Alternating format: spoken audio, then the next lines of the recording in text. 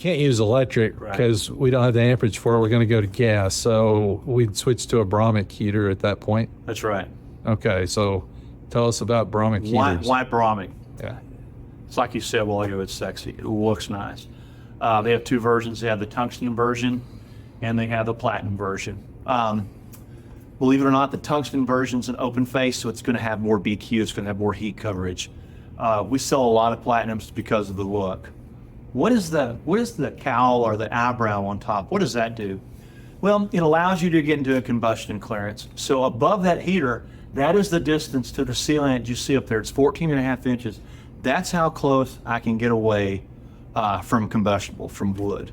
Okay. Whereas if you direct your phone over here to this box heater, which was in the industry since the early 80s, you have to have 36-inch clearances above. That's not correct. You have to have a lot of room above that heater. And it's pretty invasive. Right? So when you go to Bromic, more streamlined, more contemporary, the one question we get, hey, does it have a high and low? It does not. We don't do that with gas because they can blow out. So it's on or off is what it is, and this is the same gas as electric. You want to buy them in pairs and define that area is what you want. Cool thing about the some of the gas heaters, they do have drop holes. So if I have extremely high ceilings and I want to nestle them into a corner area, I can do a blocked ceiling, drop it down 2 feet, and mount that heater on that particular pole and still not be invasive. Also, I can do a back-to-back mount.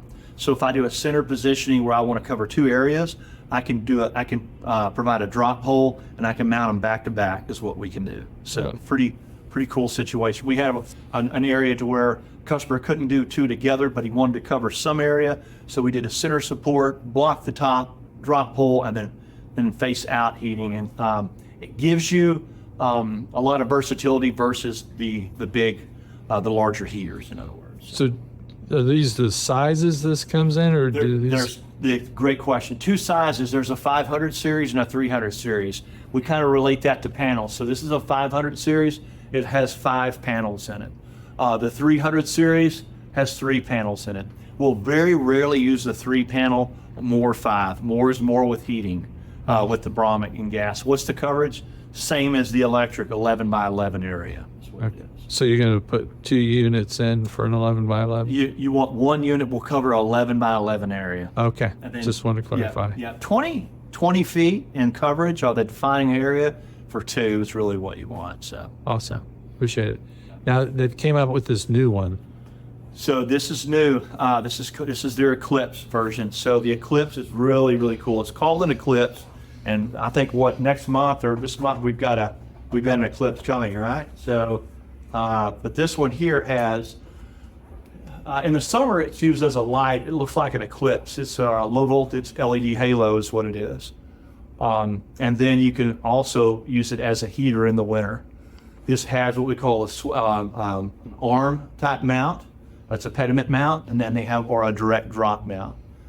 The element up inside of it is important, but the glass that covers that makes the heater what it is. It's for heat distribution. If you've ever seen any induction tops that have what we call the shot ceramic glass, this is what this is. Shot ceramic glass, it disperses heat evenly, and it will cover a 10 by 10 area. The gradient is 33, 66, 99. It's high, medium, low, and you can use the remote with that. So, does that rotate to different angles? It does not. It has different mounts. It's going to be a permanent mount, but it's always going to be facing straight down like that and static. No heat above that. It's all downward, and this is for heating. This is the newest to the category in outdoor heating. Well, it sure is cool looking. It is. Yeah. What would you say the height that you're going to be working with this is? If you'll notice in all Bromic literature, when you start kind of surfing through it, you'll find out that 96 inches, 8 feet is your minimum. Your maximum is about 9 to 10 feet where you can be on these. But it's value added on a real contemporary setting, or if you've got a specific area that we just specify, we'll put a couple of them out there. It's going to be interesting to see how that ends up and what that looks like. A little more contemporary, and it's different. It's not what their neighbors have or what's standard and offered in the industry. So. Yeah. Yeah, the one client loves it. So we're finishing up the architectural drawings with the house. Yeah. But they love everything we did with the pool.